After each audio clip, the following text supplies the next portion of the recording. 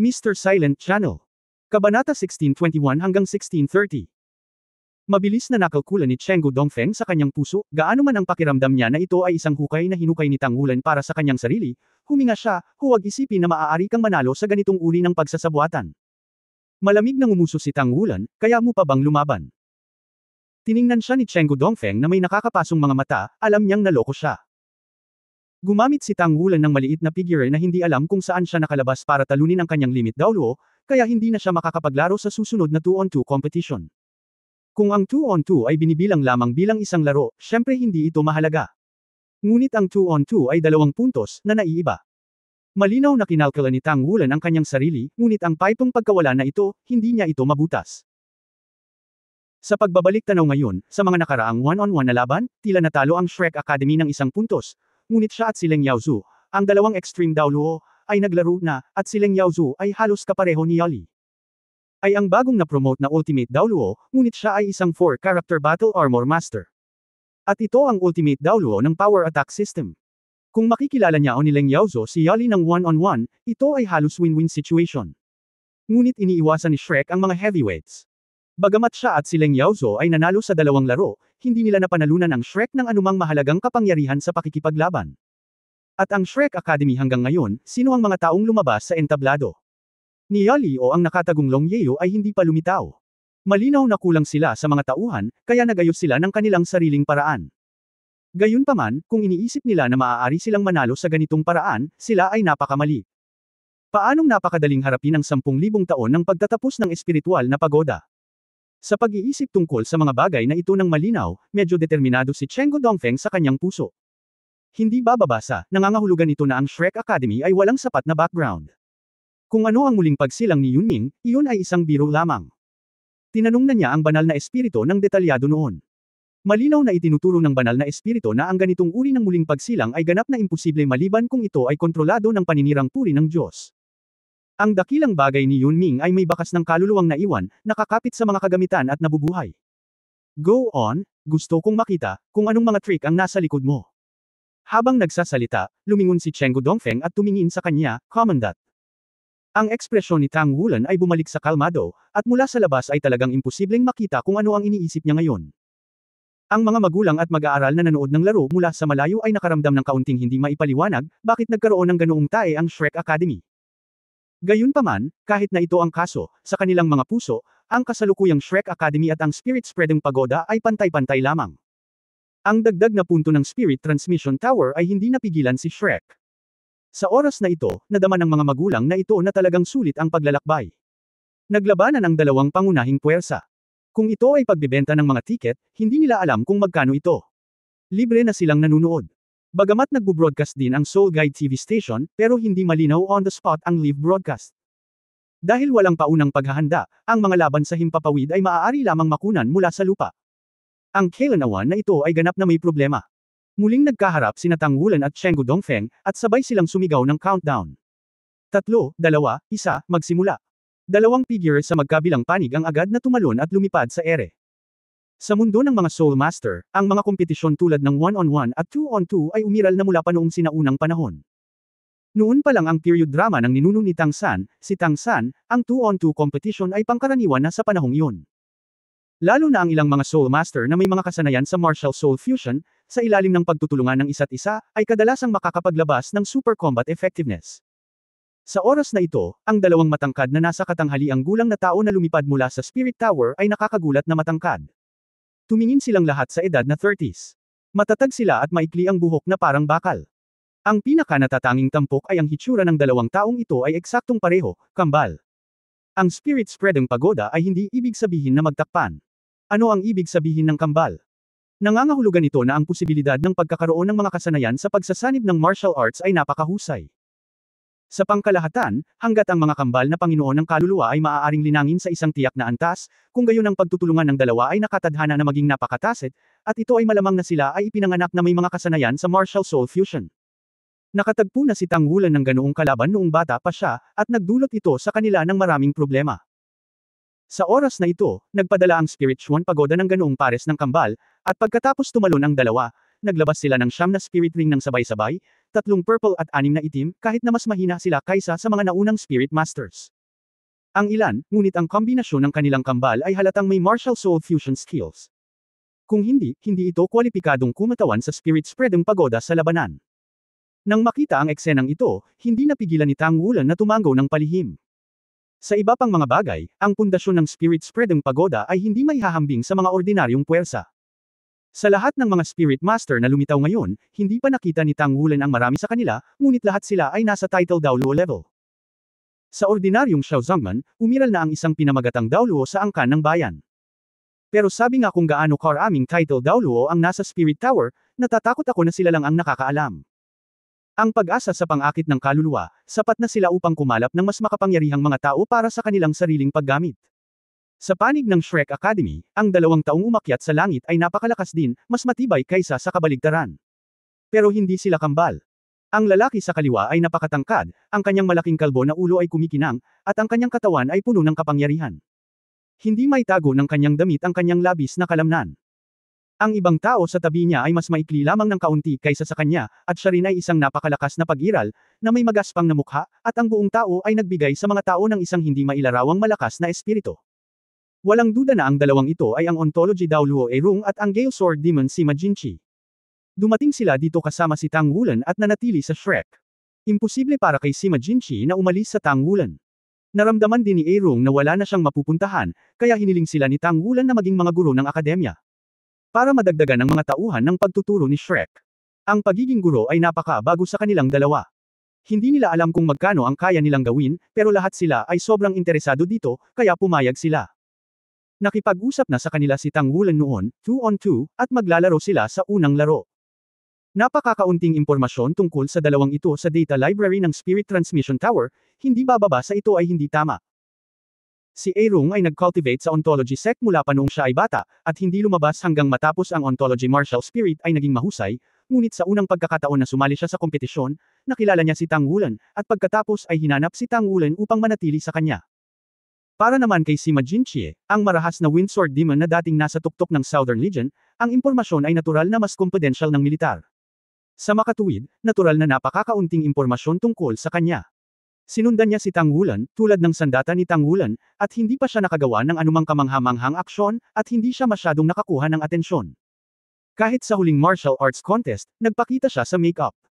Sa makatuwid, nang makita ang 2 taong ito na naglalaro sa ngalan ni Shrek sa kanilang orihinal na hitsura sa oras na ito, napasimangot lang si Chenggu Dongfeng. Nararamdaman niya na ang 2 ito ay mga base ng cultivation sa antas ng title Daoluo, at hindi sila dapat maging mahina sa lakas. Pero very confident din siya sa 2 taong pinadala niya.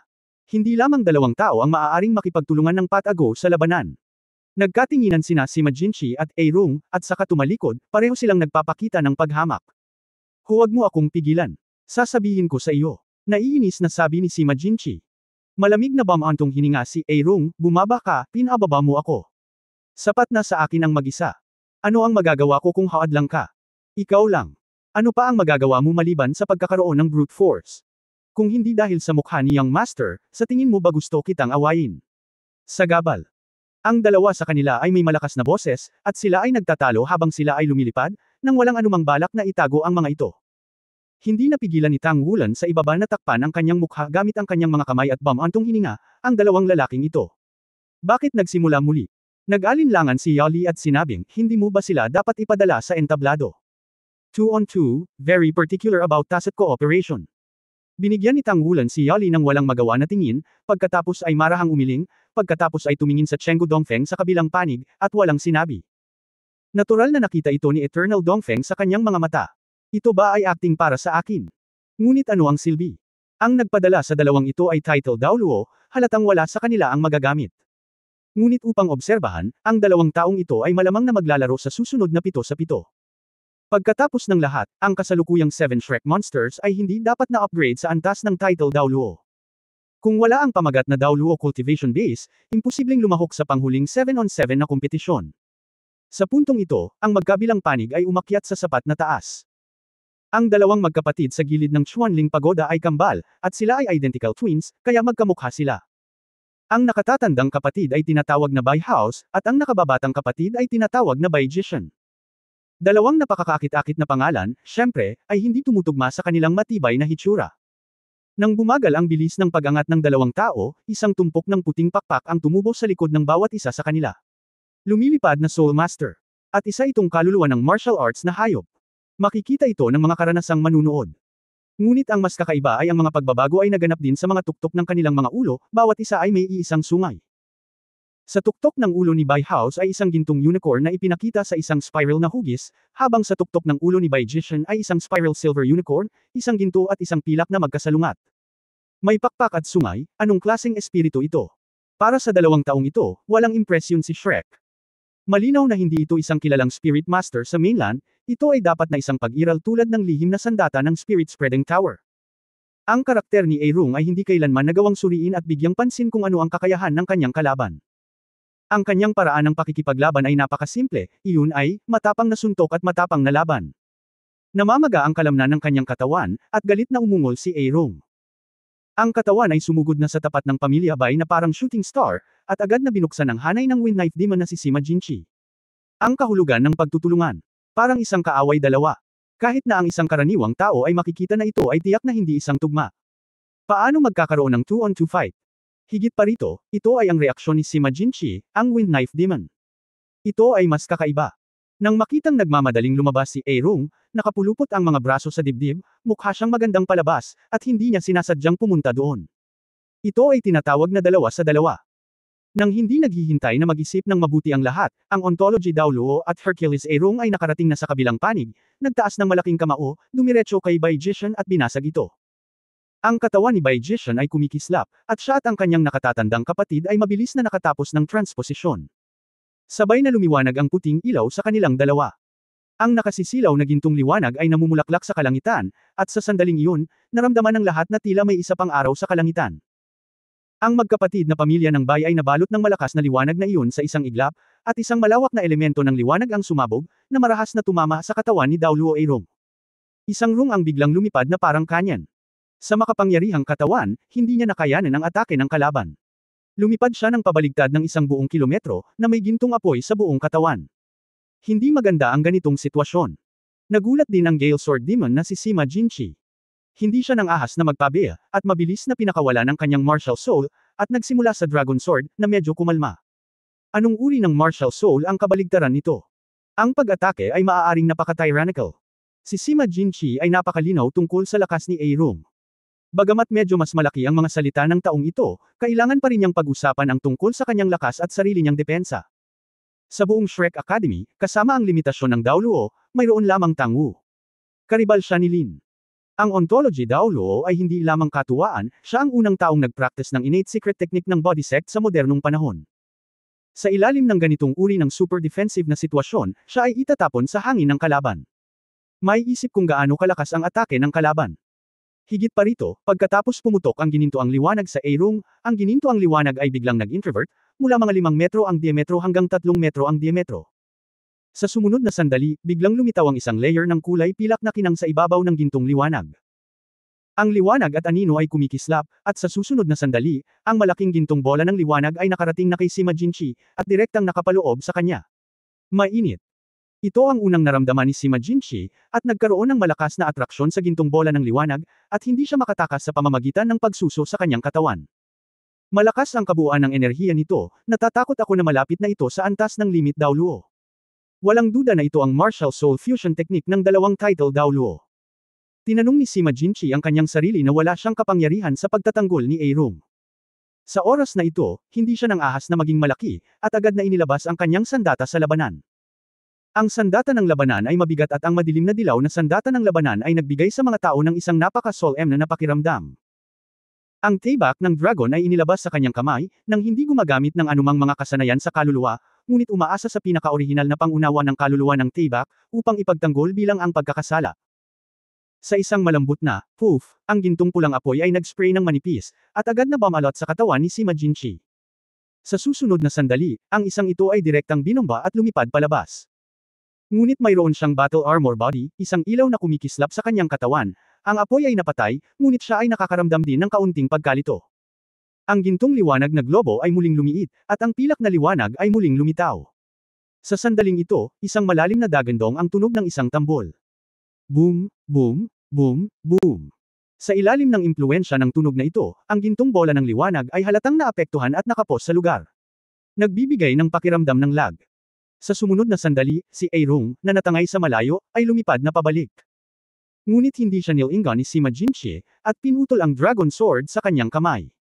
Sa isang iglap, makulimlim ang langit at may mga bugzo ng hangin. Lumitaw ang ilusyon ng mga blockbuster at blockbuster. Ang orihinal na maaliwalas na kalangitan ay madilim, ang ilusyon ay tunay na totoo, hindi mabilang na mga dragon ang lumitaw sa himpapawid, at ang figure ni Sima Jinchi ay nawala. Maging si Airong ay nawala kasama nito. Wanlong batas. Ang malalim na dagandong ng dragon ay umalingaw sa hangin na may tintay na lasa, at ang buong kalangitan ay tila na puno ng mga dragon. Ang eksenang ito, para lamang panuurin, ay sapat na upang bigyan ng mga tao ng pakiramdam na makapigil hininga. Huminto ang gintong bola ng liwanag, at malinaw na hindi nila mailock ang kalaban. Ang martial soul fusion skill ni na Bai House at Bai Jishan ay tinatawag na blinking light. Ang martial arts ng dalawa ay napakabihirang, sila ay isang makapangyarihang nangungunang martial arts, isang unicorn. Ang pagkakaiba ay ang unicorn ni Bai House ay isang maliwanag na unicorn, habang ang unicorn ni Bai Jishan ay isang space unicorn. Dalawang magkaibang unicorn martial arts ang makakamit ang makapangyarihang martial arts fusion technique na ito. Natuklasan sila ng Spirit Spreading Pagoda nang pumunta sila sa Spirit Spreading Pagoda para makuha ang kanilang mga kaluluwa. Pagkatapos nito, inanyayahan sila ng Spirit Spreading Pagoda na sumali na may mataas na kita at binigyan sila ng napakataas na kondisyon at ang pinakamahusay na paggamot para sa pagsasanay. Sa loob ng 25 taon, sa wakas ay nakamit nila ang title Daoluo at naisulong ang martial arts fusion technique na ito. Kasabay nito, nagtataglay sila ng kapangyarihan ng liwanag at espasyo, na ginagawang pabago-bago ang kanilang mga kasanayan sa pagsasanib ng martial arts, at dahil kambal silang magkapatid, ang kanilang martial arts feat ay napakataas, na higit sa 80%. Sa makatuwid, kapag nagsasagawa ng martial soul fusion technique, maaari itong tumagal ng mas matagal kaysa sa normal na martial soul fusion technique. Isa lang sa kanila, ordinaryong title Daoluo lang, pero kung magsama ang dalawang tao, isa iyon sa peak combat power sa Spirit Spreading Pagoda. Sa oras na ito, sa pagharap sa mga pagbabago sa larangan ng himpapawid, ang ilaw na bola ay tumigil at bahagyang naging transparent, at ang dalawang magkapatid ay makikitang magkatabi sa loob. Ang nag-iisang sungay sa kanilang mga ulo ay naging lubhang maliwanag, na nagniningning na may dalawang kulay na ginto at pilak ayon sa pagkakabanggit. Biglang umalangaw ang isang marilag na boses sa kalangitan. Kaya mo bang aminin ang iyong kasalanan? Hindi alam ng isang puting dragon kung kailan ito itinulak sa mataas na plataporma. Ang dragon ay napakalaki, ngunit sa sandaling ito ay nakayuko ang kanyang ulo at mga tainga, ang kanyang malaking katawan ay bahagyang nakatayo. Inaamin ko ang aking kasalanan. Medyo mahina ang boses ng puting dragon na parang nakakatakot. Bueno, ngayon ay ipinagkanulo kita at ipinagbabawal ang liwanag. Muling tumunog ang marilag na boses. Kaagad pagkatapos, sa kalangitan, biglang may isang higanteng kutsilyo na nagniningning na may siyam na kulay na sinag ng liwanag. Bumaba ang higanteng kutsilyo, at kaagad, ang buong kalangitan ay tila napunit sa isang iglap. Isang sinag ng liwanag ang kumislap, ang kalangitan ay madilim, at ang lahat ng ginto ay nawala ng walang bakas. Nagulat ang magkapatid na pamilya Bai. Naramdaman lang ni Bai House na ang malakas at walang kapantay na liwanag na elemento sa paligid niya ay dumaan sa napakabilis na bilis. Parang black hole na nakakabit sa kanya sa dilim, nilalamon ang lahat ng liwanag sa kanyang katawan ng baliw. Elemental. Ang pakiramdam na ito ay napakasama na siya ay nabigla at nais na lumaban. Gayunpaman, ang puwersang ito ay may isang napaka-espesyal na presyon, na ginagawang hindi siya makawala at hindi na makalaban. Biglang nabasag ang kumikislap na ilaw. Inilabas ni Bai House ang kanyang battle armor ng halos walang pag-aalinlangan. Binalot ng golden battle armor ang kanyang katawan kabilang ang mga pakpak, ngunit nagpatuloy ang pagkabulok ng light aura. Sa sandaling ito, isang malaking figure ang nahulog mula sa langit, tulad ng isang higanti, na magkahawak ang kanyang mga kamay, at hinampas ito pababa. Ontolohiya Daoluo Airong. Ang pag-atake na natamaan sa unang pagkakataon ay tila hindi nagdulot ng labis na pinsala sa kanya, nawala lamang ang kanyang Amerikana sa abo at ang kanyang balat ay bahagyang nasunog. Sa sandaling ito, napakalakas ng kanyang bagsak na para bang gusto niyang durugan ang mundo. Sa isang flash ng silver light, si Bai House ay nawala sa hangin. Kapag ito ay muling lumitaw sa susunod na sandali, ito ay 100 metro na ang layo. Pinaalis ni Bai Jishan ang kanyang nakatatandang kapatid, muling kumislap ang kanyang katawan, at naabot niya ang likod ni Airong, lumabas at natapakan ang cervical spine ni Airong. Hindi umiwas si Airong, hinayaan siyang makatapak sa kanyang leeg, at ang mga kalamnan ng balikat at leeg ay biglang huminahon at nag-ikli, sa hindi inaasahang pagkakataon na parang palad, at biglang hinawakan ang paa ni Bai Jishan. Ang kapangyarihan ng kakila-kilabot ay bumulwak ng malakas na enerhiya at dugo. Nang naisin ni Baijishan na mag-teleport muli, naramdaman niyang sumabog kaagad ang nakapalibot na kalawakan, kaya hindi niya naramdaman ang anumang pagbabago sa spatial. Sa sumunod na sandali, dumating na si Aerong sa kanyang harapan, iniunat ang kanyang malaking kamay, at hinawakan ang kanyang katawan gamit ang isang kamay. Sa desperasyon, ini-swipe ni Baijishan ang kanyang kanang kamay sa kanyang ulo, at ang Silver Unicorn ay naging mahabang espada, na sinasaksak kay Aerong. Hindi pa rin umiwas si Aerong, pinayagan ang isang mahabang espada na may isang sungay na tumagos sa kanyang palad, at ang dugo ay pumutok, at ang hugis spiral na matalas na matalim na talim ay tumusok sa kanyang kamay, ngunit ito ay direktang ikinulong ng mga kalamnan ni Aerong. Muling tumalsik ang dugo at muling sumambulat sa espasyo. Tapos sa biglaang paghila, nasa harapan na niya si Baijishan. Itinaklap ni Aerong ang kanyang mga kamay, niyakap papasok, at hinawakan si Baijishan sa kanyang mga bisig. Haha tumawa, at ang nakakatakot na kapangyarihan ay sumambulat agad. Maging ang free character battle armor ay gumawa ng langit-ngit sa ilalim ng pagkilos ng napakalaking puwersa, na halatang hindi ito sinusuportahan. Sa kabilang banda, masama rin ang sitwasyon ni Bai House na pinaalis. Ang Gale Sword Demon na si Sima Jinchi ay lumitaw sa kanyang harapan. Ang kaibahan ay wala na si Sima Jinchi ng Dragon Slashing Sword sa kanyang kamay sa oras na ito, at ang battle armor ay nawala, lumilitaw lamang doon gamit ang kanyang mga kamay. Hindi madaling gawain na ipagbawal ang Guangming.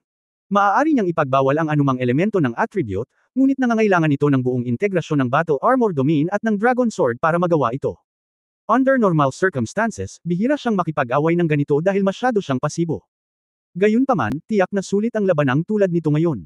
Sa pagbabawal sa ilaw, direktang sinira nito ang martial arts fusion skills ng kalaban. Tungkol naman sa pagkakaroon ng battle armor ng kalaban at wala siyang armas, hindi ito sineryoso ni Sima Jinchi. Ang isang maliwanag na unicorn ay nawawala ng liwanag, tulad ng isang tigre na walang ngipin. Sa makatuwid, nang marahas na inatake ni Aerong si Baijishan mula sa kabilang panig, inatake din niya si Bai Rons. Ngumisi si Sima Jinchi kay Bai Rons, humakbang pasulong, at nilaslas ng palad. Sa isang iglap, naramdaman na lamang ni Bai House na ang langit ay lumabo saglit, at tila may hindi mabilang na mga dragon na sumisigaw sa kanyang mga tainga. Ang kapangyarihan ng palad na iyon ay talagang napakalakas, na parabang ito ay malapit nang masira ang lupa, at ang mas nakakatakot ay ang espiritual na epekto. Noong unang nakatagpo ni Tang Wulan ang Gale Sword Demon Sima Jinchi, naunawaan na ng isang ito ang malalim na kahulugan ng Soul of the Blade, hindi pa banggitin na siya mismo ay isang banal na kasangkapan, kahit na wala sa kanyang kamay ang Dragon Slashing Sword at mayroon siyang espada sa kanyang puso, siya ay knife. Hindi nang ahas na magpabiye si Bai House, hinawakan din niya ang kanyang sungay at naging mahabang espada, na nagdala ng 12-dosenang mga sword lights para sumabog. Ngunit ang pinakamalungkot na bagay para sa kanya ngayon ay ang magaan na katangian ay ganap na naharang, karamihan sa kanyang mga kakayahan sa espiritu ay hindi magagamit, at maging ang sandata ng labanan ay lubhang hamina. Gaano kayaman ang karanasan sa pakikipaglaban ni Sima Jinchi? Nitong mga nakaraang taon, magkasama silang nag-aaway ni Aerong, at silang dalawa ay pamilyar sa isa't isa at hindi na magkakilala, kaya naman noong nag-away si Aerong ay wala siyang pakialam at natuto ng kaunti. Bang!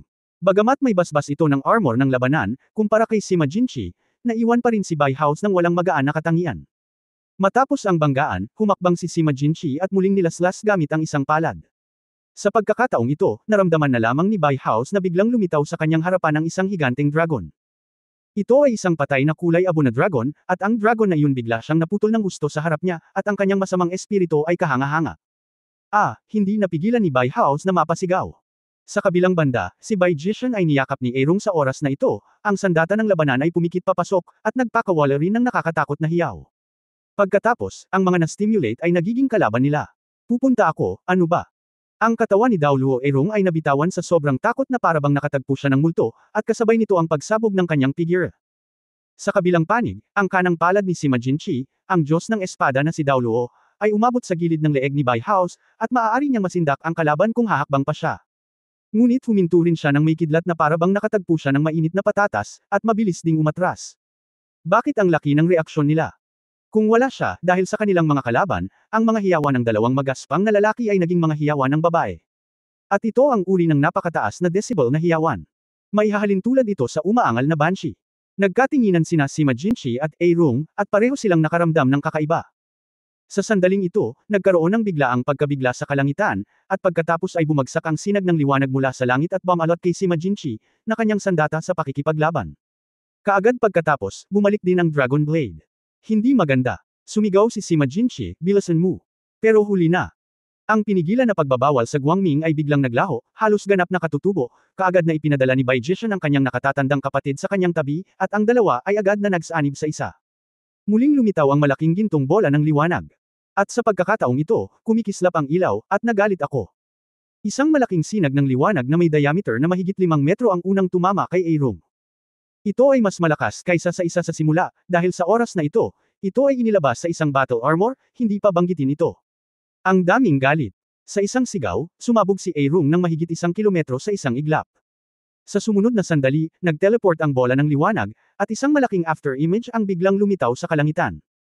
Sa isang iglap, isang buong 6 na gininto ang bola ng liwanag ang nakapalibot kay Sima Jinchi, at pagkatapos ay tuwang-tuwang nagpasabog ng mga light ball para bambahin siya. Hinawakan ni Sima Jinchi ang Dragon Slashing Sword sa kanyang kamay at sinubukan ng kanyang makakaya na umasa sa selyo, ngunit maaari lamang siyang umatras.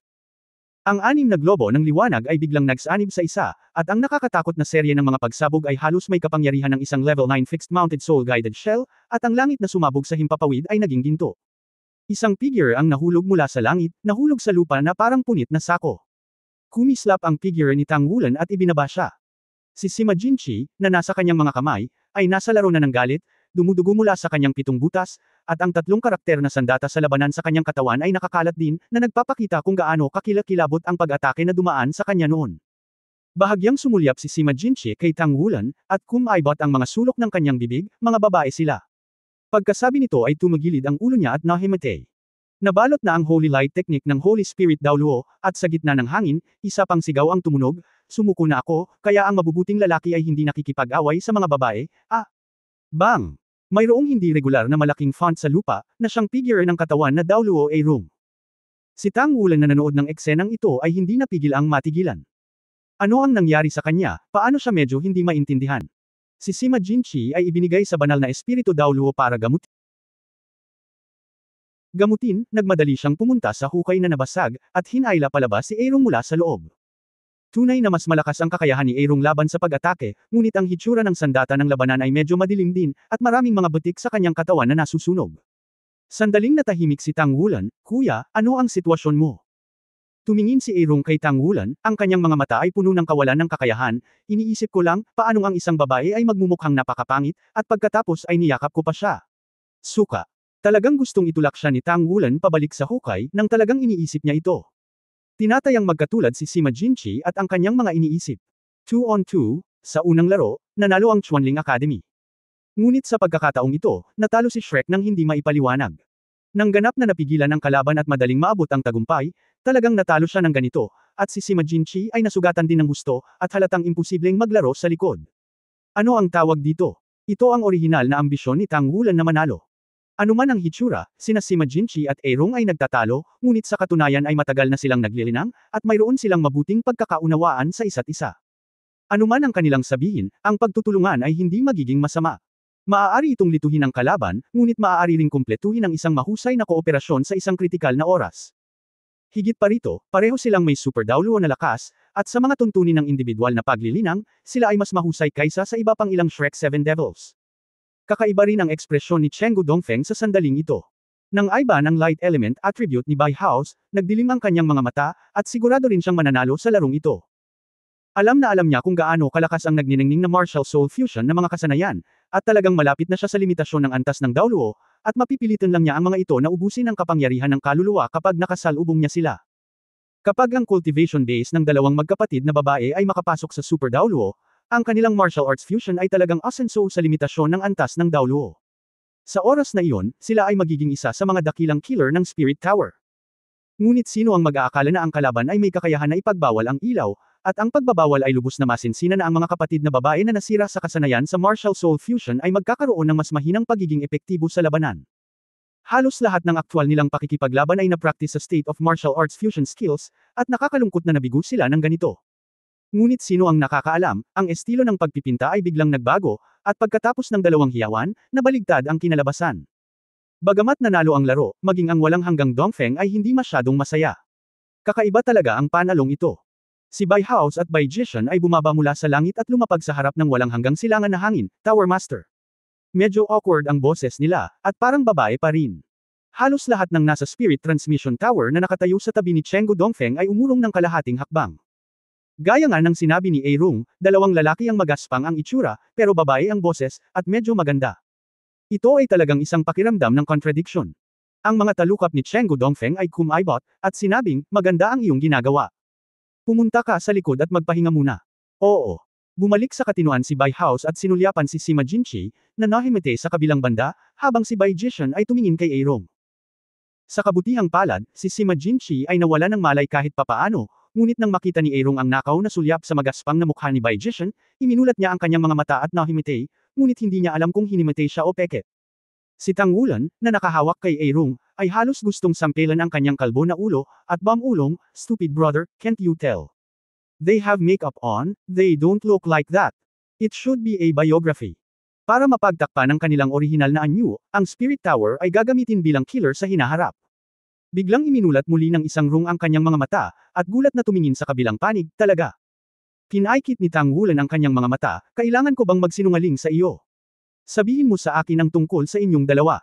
Napakamot ng ulo sa kahihiyan ng isang rung, at sinabing, nakakakilabot talaga ang sitwasyon noon.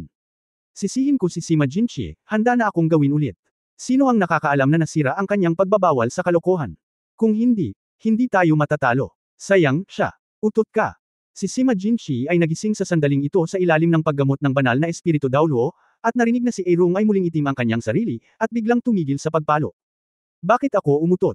Mali ba ako? Kung gayon, bakit hindi mo pinatay ang iyong kalaban noon? Kung magtagumpay ang iyong panig, ano ang silbi ng isa lamang sa kanila? Ano naman sayo? Bakit hindi mo stunin ang kalaban mo? Hindi ba't ganoon din kapag natapos mo? Ang side ko ay space attribute, at ang side mo ay light attribute. Kung wala silang kombinasyon ng space at light, paano nila ako matatakutin? Sige, mag-away kayong dalawa mamaya. Saglit na natahimik si Tang Wulan, tulad ng tinatawag na plano na hindi makasabay sa mga pagbabago. Mula sa simula hanggang sa kasalukuyan, ang isang kaganapan ay sa wakas ay wala sa kontrol. Sa kabutihang palad, kalaunan ay naghanda siya ng sapat na pagkain para kay Chenggu Dongfeng. Bumaling sa Chenggu Dongfeng, walang magawang sinabi ni Tang Wulan, ang guro ng sinaunang pagoda, hindi ko inaasahan na magkakaroon ng ganoong tokana upang manalo sa tagumpay sa pamamagitan ng pagbabalat kayo bilang isang lalaki. Siguro kung ito ay kursong pampaganda sa Chuanling Academy. Alam ni Chenggu Dongfeng na si Tang Wulan ay tumatakbo sa kanyang sarili, ngunit walang pakialam na sinabi, ang panalo o pagkatalo ay natukoy na, kaya magpatuloy. Ngayon ay natalo ka na ng 3 puntos, kung manalo tayo sa susunod na 2 laro ng 2-on-2, nakikita ko rin. Hindi na kailangan para sa panghuling 7-7. Ngumiti nang walang pakialam si Tang Wulan, imposible iyan. Sa susunod na laro, maglalaro ako ng personal. Sana ay sapat na ang kalaban na inihanda mo para sa akin. Isang liwanag ang kumislap sa mga mata ni Chenggu Dongfeng, at hindi siya nang ahas na tingnan si Tang Wulan. Ang lakas ng lalaking manliligaw na ito ay mabilis na bumubuti, at halos sa tuwing nakikita niya ito, may ganap na muling pagsilang na pagbabago. Maliban kay Guyana, ito ang pinakamagandang binata na nakita niya. Ang mga pagtatanghal ni Ye Xinglan at Yuanan Yahui ay nakakasilaw na noon, hindi pa banggitin na siya, bilang pinuno ng Shrek 7 Devils, at ang master ng Sigad Pavilion ng Shrek Academy, ay dapat na hindi pangkaraniwan sa lakas. Hindi ko lang alam kung sino ang partner niya. Ang kabuuang iskor ng dalawang panig ay 6-3 na ngayon. Ang Lingling Academy ay may higit sa dobleng Shrek Academy. Gaya ng sinabi ni Chenggu Dongfeng, kung matalo ang Shrek Academy sa susunod na 2 2-on-2 games, hindi na kailangang paghambingin ang mga ito sa ibang pagkakataon. Nangunguna na ng 7 puntos, kahit na manalo ang grupo, hindi maaaring gawing tagumpay ni Shrek ang pagkatalo. Sa makatuwid, ang susunod na 2-on-2 ay lubhang mahalaga, at kung ito ay makakabawi ng 2 puntos ay sapat na upang makaapekto sa buong laro. Kapag natalo ka ulit, magiging napakalakas ng pressure ng huling 2-on-2 game. Kaya naman, nagpasya si Tang Wulan na siya mismo ang kumuha ng shot, ngunit sino ang magiging partner niya? Ang mga mata ng lahat ay nasa kanya. Sa gilid ng Chuanling Pagoda, 2 tao ang lumabas mula sa likuran ni Chenggu Dongfeng. Tinapik din ng isa sa kanila si Chenggu Dongfeng sa balikat. Tumabi si Chenggu Dongfeng at magalang na sinabi, Kuya, troublemaker ka. Oo. Sumagot ang lalaki at tumangala kay Tang Wulan. Ang kanyang hitsura ay katulad ni Chenggu Dongfeng, at siya ay mukhang mas bata kay Chenggu Dongfeng, ngunit tinawag siya ni Chenggu Dongfeng bilang kanyang nakatatandang kapatid. May isip na ang taong ito ay nasa posisyon ng Spirit Spreading Pagoda. At ang katabi niyang naglakad palabas ay isang babaeng maganda ang mukha at may malabong ngiti sa labi. Hindi niya masabi ang totoong edad niya. Para siyang nasa 30s sa ibabaw, ka-holding hands ang lalaki. Napaka-intimate look. Nagkatinginan ang dalawa, at ang mga katawan nila ay pataas na ng pataas. Wala sa kanila ang pinakawala ng kanilang mga martial soul sa unang lugar, habang sila ay umakyat sa hangin na parang dalawang Diyos at Diyosa. Sa panig ng Shrek Academy, ang parehong dalawang tao ay umalis. Sa pagkakataong ito, hindi huminto si Tang Wulan at direktang lumipad sa himpapawid, at walang ibang sumama sa kanya, ang banal na espiritong si Dao Luo Yali. Magkatabi din sila. Kung ang lahat ng naruroon ay hindi alam ang pagkakakilanlan ni Yali, ngunit sa panlabas, paanong hindi sila magmumukhang mag-asawa? Iyan ang simoy ng Qing sa mahabang panahon. Hindi ko inaasahan na lalapit siya para palaganapan ng Spirit Tower. Sinabi ni Yali kay Tang Wulan sa pamamagitan ng sound transmission. Walang hanggang simoy. Tumingin si Tang Wulan sa kanyang ninang na may ilang pagdududa. Nakita niyang namumula ang mukha ni Yali, at may bahagyang pag-aalala sa mga kilay nito. Sinabi ni Yali, siya ay kapatid ni Chenggu Dongfeng, ngunit iba siya kay Chenggu Dongfeng na lumaki sa Spirit Pagoda. Ang Chenggu Qingfeng na ito ay mapanghimagsik mula pa noong siya ay bata pa, at hindi niya gaanong ginasto ang nakagapos, at ang kanyang martial spirit ay hindi isang pamana ng pamilya. Ang Dragon Stick ay pinahahalagahan ng pamilya ni Dong Fei. Sa kanyang mga unang taon, siya ay katamtaman sa kanyang paglilinang. Noong si Dongfeng ay 9 na taong gulang, ang kanyang cultivation base ay nalampasan siya na 12 taong gulang na. Ito ay naging dahilan upang siya ay hindi gaanong pinahahalagahan sa pamilya, at kahit na napisil. Siya at si Chenggu Dongfeng ay hindi ipinanganak sa isang ina, at ang kanyang katayuan sa kalahating magulang, at ang kanyang ina ay namatay din sa kanyang pamilya sa ilang sandali lamang pagkatapos ng buhay na ipinanganak ang kanyang ina. Taon, kumuha siya ng kayamanan mula sa kanyang pamilya, sinabi ni Chen na nag-aral siya sa malayo, at 20 taon na ang nakalipas mula noon. Naging maayos ang takbo ng Eternal Dongfeng sa mga taong iyon, at sa suporta ng mga mapagkukunang pinansyal ng buong pamilya, napakabilis ng pagpapabuti. Naipakita na niya ang kanyang husay noong mga unang bahagi ng edad na 30s at nakapasok na siya sa antas ng title Dao Luo. Noon ay puno siya ng mga espiritu. At sa oras na iyon, isang araw, si Chenggu Qingfeng ay bumalik sa Qingfeng nang biglang bumalik si Dongfeng. Sa oras ng pagsasalita, si Yali at Tang Wulan ay lumipad na ng mataas sa langit, na nakaharap sa mag-asawang Chenggu Qingfeng sa kabilang panig. Nanalo si Eternal Qingfeng. Tanong ni Tang Wulan kay Yali habang nakatingin sa kanyang kalaban. Tumango si Yali at sinabing, nanalo ako. Mahina raw natalo si Chenggu Dongfeng. Isang pangungusap lang ang iniwan ng Qingfeng na tumalo sa kanya. Hindi naman sa hindi ako makakalaban sa iyo, pero ayoko na. Pagkasabi nito, muli siyang lumayo at hindi na nagsilbi sa Spirit Spreading Pagoda. Hindi ko inaasahan na dadating siya ngayon sa lakas ng hangin. Maging mas malakas ka lang. Sinabi ni Tang Wulan na may ilang pagdududa, hindi ba siya nakalakad sa mainland? Oo, pero. Sinabi lang ito ni Yali, ang Chenggu Qingfeng sa kabilang banda ay tumango sa kanila, at mahinang nagsabi, magsimula na tayo. Habang nagsasalita, nanguna na siya sa pag-alis, habang ang kanang kamay ay umaakay sa hangin, isang bilog ng mga spirit ring ang lumabas, 6 na itim at 3 pula. Mayroong 30 pulang 100,000 taon na mga singsing na espiritu nakahanga-hanga. At ang asawa sa tabi niya, na may mahinang ngiti sa kanyang mukha, ay nakaupo lamang na naka-cross-legged sa kawalan, at sa kanyang mga tuhod, mayroong isang mas maliit na bersyon ng gusheng. Ang gusheng ito ay puro puti at naglalabasan. Ang mahinang malamig na ambon ay ang 9 na spirit ring na namumukadkad mula sa kanyang katawan, kahit na hindi kasing lakas ng Qingfeng Spirit Ring of the Ages, ang spirit ring na huling nirerango ay pula rin. Dalawang may pamagat na Dao Luo na may 100,000 taong spirit ring, at si Qingfeng of the Ages ay malamang na isang ultimate Dao Luo. Ang dalawang larong ito ay malinaw na hindi madaling harapin. Malamig si Han Yun Dao Luo Ziazing, siya pala. Bulalas ni Yali. Ang pangalang ito na Tang Wulan ay bahagyang natigilan nang marinig niya ito, dahil narinig na rin niya ang pangalang ito, ngunit hindi niya mapantayan ang numero. Mayroong libu-libong martial spirit sa daigdig ng Panginoon ng Espiritu, ngunit kapag nahahati sila sa mga kategorya, hindi gaanong mga uri. Halimbawa, ang espiritu ng hayop at espiritu ng sandata ang kabuuang score. Mayroon ding iba't ibang paraan ng pakikipaglaban, tulad ng malakas na sistema ng pag-atake, sistema ng kontrol, sistema ng sensitibong pag-atake, sistema ng pagtatanggol, sistema ng pagkain at iba pa.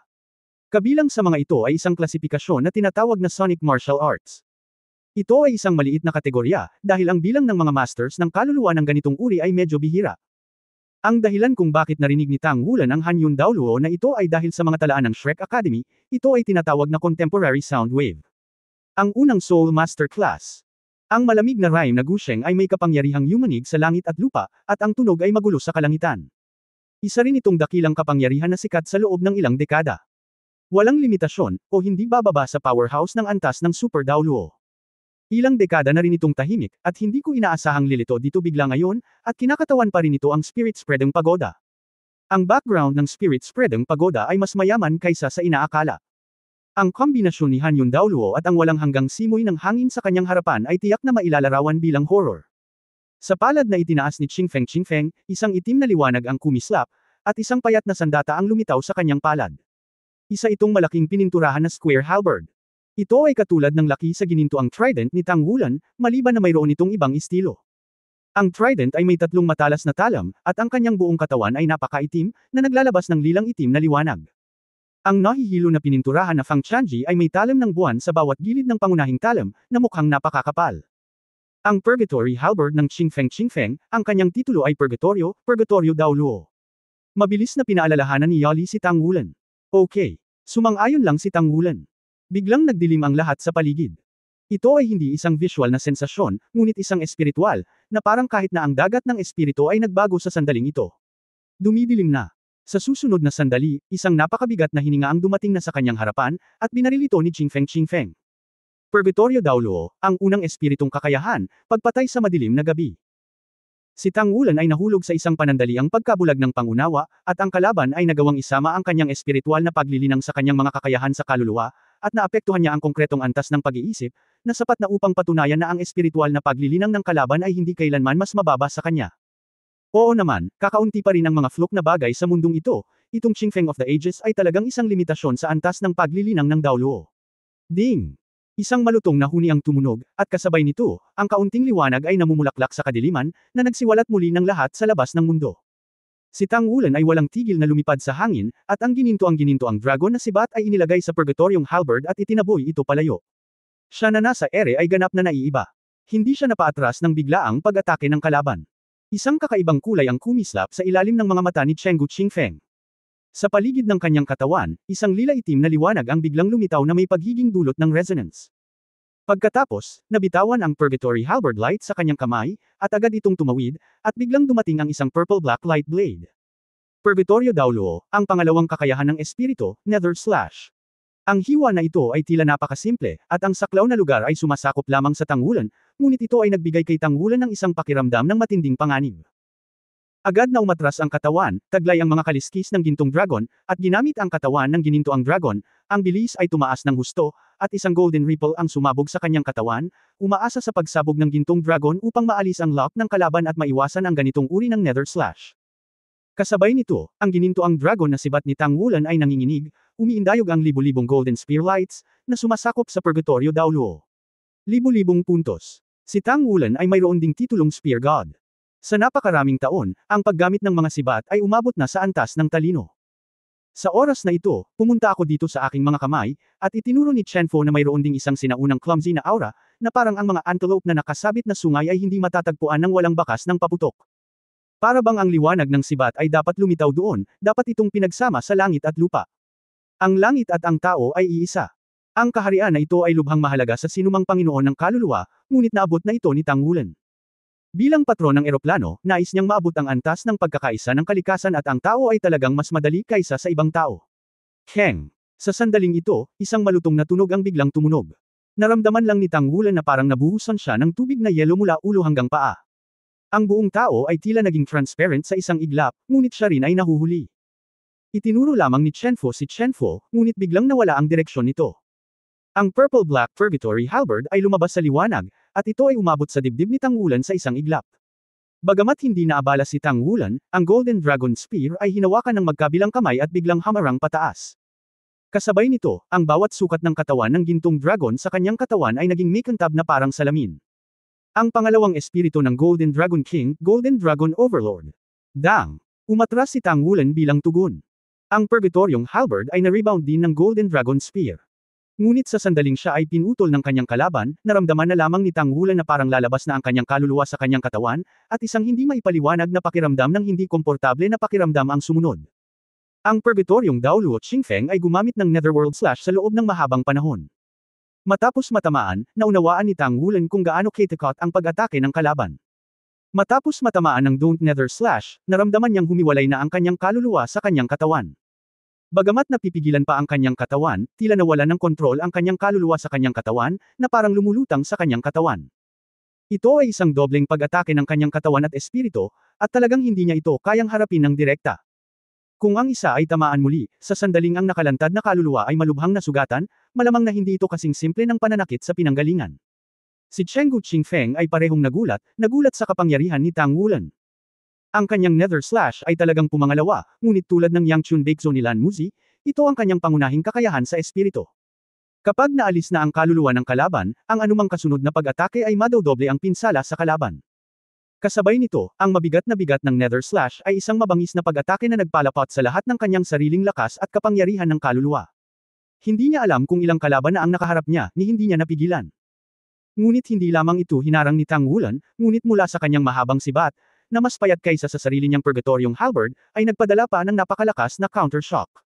Sa kanyang limitasyon sa Daoluo level cultivation base, hindi niya maaaring samantalahin ang proseso ng head-to-head confrontation. Ito ay tiyak na hindi sanhi ng kapangyarihan ng kaluluwa. Bagamat wala si Chenggu Qingfeng sa kaharian ng quasi-god, isa rin siyang senior demigod level cultivation base. Kaakibat ng mga katangian ng purgatoryong halberd upang pahirapan ang kaluluwa, si Chenggu Dongfeng ay magiging mas mababa rin sa kanya. Kahit na may spirit power cultivation base ng demigod level, hindi matatalo ang kapangyarihan ng kalaban. May isip kung gaano kalakas ang purong kapangyarihan ng kalaban. Dahil dito, mas tumindi ang interes ni Chenggu Qingfeng kay Tang Wulan. Ang batang Tang Sect Master na ito, ang master ng Sea God Pavilion ng Shrek Academy, ay talagang may kakaiba. Sa sandaling ito, gumalaw ang Golden Dragon Spear na yumanig sa purgatoryong halberd, at ang maliwanag na Golden Spear Beam ay pumutok, na itinuturo pa rin ng libo-libo, ngunit sinasabayan ng pagturo ng libo-libo, mayroon ding nakakagulat na pag-awit ng dragon. Ang malaking gininto ang ulo ng dragon ay sumugod halos sa diameter ng katawan ni Tang Wulan, at ang nakakabinging dagandong ng dragon ay umalangaw sa buong mundo, biglang pinigilan ang mabilis na serye ng malamig na rhyme gushing notes mula sa kabilang panig. Itinuro pa rin ito ni Chenfo, ngunit sa pagkakataong ito ay itinuro ito ni Chenfo na may Golden Dragon Roar. Dang! Ang purgatoryong halberd ay nasa harap niya, at isang malakas na puwersa na sinamahan ng isang malakas at walang kap-ares na kapangyarihang tumagos ay agad na dumating. Ang purgatoryo na si Daoluo Qingfeng ay hindi napigil ang mabigla, paano madaragdagan ang kanyang kapangyarihan. Siyempre hindi niya alam na ito ang paggamit ng Golden Dragon Overlord Body, katumbas siya ng pag-atake ng kanyang sarili at ni Tang Wulan ng sabay. Ang dalawang panig ay naglaro laban sa isa't isa ng dalawang beses, sa pagitan ng kuneho at ang fox na tumalon, ang bilis ay napakabilis, ngunit lahat sila ay head-to-head. Karamihan sa media at mga taong nanood ng labanan mula sa malayo ay hindi alam ang pagkakakilanlan ni Qingfeng, ngunit hindi nila kinaya ang kapangyarihan ng media. Mabilis na naghahanap ng impormasyon ang ilang istasyon ng TV. Hindi nagtagal, ang pangalang Chenggu Qingfeng at ang pinagmulan ng taong ito ay lumabas sa pagpapakilala ng media. Ang kapatid ng master ng Contemporary Spirit Pagoda ay marahil din ang walang hanggang simoy ng Extreme Daoluo. Ang walang hanggang pamilya ay nagagawang tumayo sa Spirit Pagoda, may isip kung gaano kalalim ang background nito. Kasama ang Chenggu Daiding na naabot na ang antas ng quasi-god, ang pamilya Chenggu ay naihayag na ang tatlong Ultimate Daoluo. Kung magdaragdag ka ng Heavenly Phoenix Daoluo Leng Yaozo, Spirit Spreading Pagoda, ang apat na Ultimate Daoluo. Ang antas ng lakas na ito ay sapat na upang mabigla ang kalangitan. Isa pa, hindi ko alam kung may iba pang limit Daoluo. Kahit man lang sa pananaw ng Soul Master World, ang Silver Dragon Princess na si Guyana ay tiyak na magiging limitasyon sa hinaharap. Si Chenggu Dongfeng ay tumangala at nanunood ng labanan, tulad ng pagkakaroon ni Tang Wulan ng kumpiyansa sa laban ni Aerong at si Ma Jinchi, lubos din siyang kumpiyansa sa 2-on-2 na ito. Sa pagkakataong ito ay pumunta siya sa Shrek para mang-provoke, na orihinal na nasa kanyang plano, at gusto rin niyang kunin ang pagkakataong ito upang ipakita sa labas ng mundo ang pundasyon at tunay na lakas ng spirit transfer ng pagoda. Matapos ang huling paligsahan sa martial arts, dahil sa opisyal na pagbabalik ng Shrek Academy, nagsimulang umindayog ang ilang puwersang militar, kabilang ang Temple of War, lahat ng partido ay nagkaroon ng ilang hindi maliwanag na pagbabago sa tore ng paghahatid ng espiritu. Bilang karagdagan sa apela ng Shrek Academy, may isa pang dahilan kung bakit masyadong malakas ang kasalukuyang Spirit Transmission Tower. Ang isang pangangibabaw ay talagang hindi kung ano ang gustong makita ng mga pangunahing puwersa ng Federation. Sa pag-imbento ng 10,000 Years Soul at ang pagsisiwalat sa publiko ng 10,000 Beast Platform sa likod nito, ang Spirit Transmission Pagoda ay nakaipon ng astronomical wealth sa maikling panahon. Kaakibat ng karapatan ng Parliament na magsalita, masasabing puspusan na. Sabi nga sa kasabihan, sisirain ito ng wood show sa hanging gubat, takot na takot pa rin ang lahat ng puwersa sa malaluksong pagpapalakas ng Spirit Tower, kaya lahat ng puwersa, kasama na ang Temple of War, ay nagsimulang magkaroon ng reserbasyon tungkol sa kanila. Totoo rin ito sa antas ng parlamentaryo. Matapos magdaos ng internal na pagpupulong ang Lingling Tower, isang desisyon ang ginawa. Dahil ang kasalukuyang sitwasyon ay hindi na mababago sa patakaran ng kahinahunan, kahit paano mo ito suhulan o akitin sa isang palakaibigang paraan, nasaan ang patuloy na pagpapalakas ng mismong Spirit Pagoda. Sa makatuwid, nagpa siya ang Lingling Pagoda sa pamamagitan ng pagboto. Ngayong ganito ang kaso, mas lalo lang silang naiinggit. Pagkatapos ng isang tiyak na antas ng paninibugho, ito ay nagiging takot. Sa ilalim ng takot, hindi madaling gumawa ng ilang makatuwirang paghatol. Palaging isaalang-alang ang higit pang mga kahihinatnan. At sila lang mismo ang nakakaalam ng bilis ng mismong Spirit Transmission Tower. Ang 10,000 Beast Platform at ang 10,000 Years Spirit Ring ay nakatulong sa kanila na manalo sa malaking bilang ng makapangyarihang mga Spirit Master. Ang kasalukuyang Spirit Transmission Pagoda ay masasabing ang peak period sa libu-libong taon. At kung magpapatuloy ang growth rate na ito, magkakaroon ng quantitative changes balang araw. Sa makatuwid, sa pagkakataong ito ay hindi lamang nila guluhin ang pagpapatala ni Shrek, kundi para ipakita din ang kanilang mga kalamnan sa labas ng mundo. Pigilan ang mga hindi maliwanag na saloobin na may mahusay na lakas. Si Chenggu Qingfeng ay personal na inimbitahan ni Chenggu Daiteng, at ang Chenggu Daiteng lang ang medyo nakakumbinsi sa panganay na anak na ito sa buong Spiritual Pagoda. Si Chenggu Qingfeng mismo ay isa sa 36 na miyembro ng Spiritual Pagoda. Tulad ng Tower Master at Deputy Tower Owners, miyembro din sila, pero kahit ito ang spiritual messenger mula sa ibaba, mas marami sa kanila ang staff lang ng Spiritual Pagoda. Ang core ay ang antas pa rin ng mga parliamentarians. Mayroon lamang isang bagong hinirang na miyembro, at iyon ay ang Silver Dragon Princess na si Guyana. Pinatunayan ni Guyana ang kanyang sarili ng may matinding lakas. At si Chenggu Zhangting ay hindi man lang nagkaroon ng nominasyon sa pagkakataong ito dahil sa kanyang mahinang pagganap sa martial arts contest. Ito ay pagkatapos lamang na mapabuti ng Spirit Transmission Academy bago ito maging kwalipikadong makapasok sa Spirit Transmission Tower Council. Ito ay tiyak dahil may tiwala si Chenggu Dongfeng sa kanyang kapatid na mas binibigyang pansin niya ang banggaan ni Chenggu Qingfeng at Tang Wulan. Tulad ng pinakakinabahala niya, napakabilis ng paglaki ni Tang Wulan. Nagulat siya nang makitang sa kompetisyon ngayon para sa pulang kwintas, nagawang buhatin ni Tang Wulan ang purgatoryong halberd nang walang hanggang simoy ng hangin gamit ang sarili niyang lakas. Sa simula, natalo siya kay Qingfeng. Siyempre, alam niya kung gaano kabigat ang purgatoryong halberd. Siya ay lubos na nakatitiyak na si Tang Wulan ay tiyak na gumawa ng isang pambihirang tagumpay muli, at ang pambihirang tagumpay na ito ay isang leapfrog. Tama, siya ay Super Dao Luo. Isang binata na nasa 20s pa lang ay naging isang Super Dao Luo. Shrek, ito ba ay talagang napakatibay na pundasyon? Talagang hindi niya naiintindihan ang rate ng paglaki ni Tang Wulan. Lalo na, pinatunayan din ni Tang Wulan ang kanyang pagkakakilanlan bilang isang master craftsman sa pagkakataong ito, at ang mga 4-character battle armor na iyon mula sa Shrek Academy ay sapat na upang patunayan ang lahat. Imposible para sa craftsman na si Zhenhua na gumawa ng napakaraming 4-character battle armor sa napakaikling panahon. Ang binatang ito ay simpleng pinagpala, kahit na ito ay inilarawan bilang pabor ng Diyos. Ang gayong tao ay hindi dapat pahintulutan na siya ay tunay na lumaki. Sa Tang Wulan, malinaw na nakita ni Chenggu Dongfeng ang anino ni Yunming. Malinaw pa rin niyang naalala na sa unang pagkakataon na nakita niya si Yunming, iyon ang labanan sa pagitan ni Yunming at ng kanyang ama. Sa oras na iyon, sa mga tuntunin ng kaharian, ang dalawa ay karaniwang pareho, ngunit pagkatapos ng isang labanan, ang Daiteng sa mga edad ay hindi nagkaroon ng pagkakataon na sugpuin mula simula hanggang wakas. At nagdulot din iyon ng malaking anino sa puso ni Chenggu Daiteng, makalipas ang 30 taon kaysa sa inaasahan bago siya pumasok sa antas na parang Diyos. Binalot pa ng anino ni Yunming ang buong Spirit Transferring Pagoda, at tiyak na dahil ang anino na ito ay masyadong malakas kaya humantong ito sa ganap na pagsabog ng Spirit Transferring Pagoda sa huling sandali, kahit na ito ay magkasanib na puwersang panlabas, ganap nitong sisirain si Shrek. Huwag kailanman hayaan ang batang ito na maging susunod na Great Sky Dao Luo.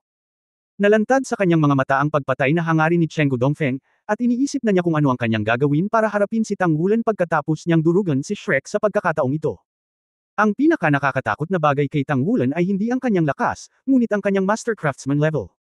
Sa kasalukuyang bilis, natatakot ako na sa loob ng 10 taon, ang high-end combat power ng Shrek Academy ay makakapagsuot ng 4-character battle armor. Ang Master Craftsman na si Zhenhua ay matanda na, at siya ay naging unti-unti nang nagpapanday ng Master Metal. Isa siyang bagong henerasyong Master Craftsman, at tiyak na monopolyo niya ang buong merkado sa malapit na hinaharap. Hindi siya ang presidente ng Xinhua's Forge Association, at may kakayahan siya sa iba't ibang dayuhan. At least dahil sa relasyon sa pagitan ng Spirit Spreading Pagoda at Shrek Academy, tulad ng hindi niya planong magbigay ng mga espiritu sa mga guro at estudyante sa Shrek Academy, hindi niya ito papayagan na makakuha ng metal na antas ng Diyos dito. Dahil hindi niya ito makuha, dapat siyang sirain sa lalong madaling panahon. Siyempre hindi alam ni Tang Wulan ang mga psikolohikal na pagbabago ni Dongfeng sa mga panahon na ito, at kahit alam niya ito, talagang hindi siya natatakot. Hindi na siya ang batang agila na maaaring mamatay anumang oras, isa na siyang agila na kayang ibuka ang kanyang mga pakpak at lumipad ng mataas. Gaano kadaling pag-usapan ang talagang gustong puntiryahin siya. Bahagyang hamupa ang walang hanggang simoy ng hangin, at ang purgatoryong halberd sa kanyang kamay ay namumukadkad ng mga layer ng liwanag at anino, na natunaw ang pinahusay na bersyon ng pagturo ni Chenfo.